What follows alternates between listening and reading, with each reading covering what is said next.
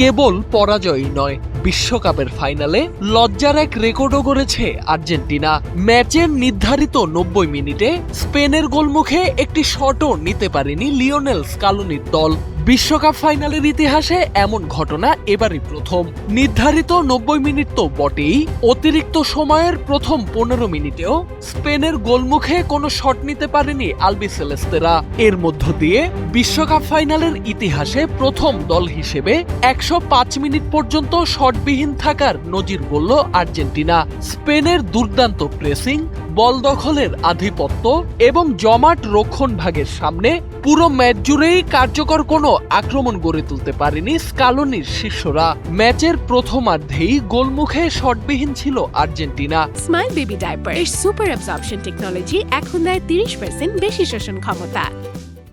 শেষ পর্যন্ত সেই চিত্র আর বদলায়নি। 105 মিনিট পেরিয়েও মেসিদের নামের পাশে যোগ হয়নি একটি শটও।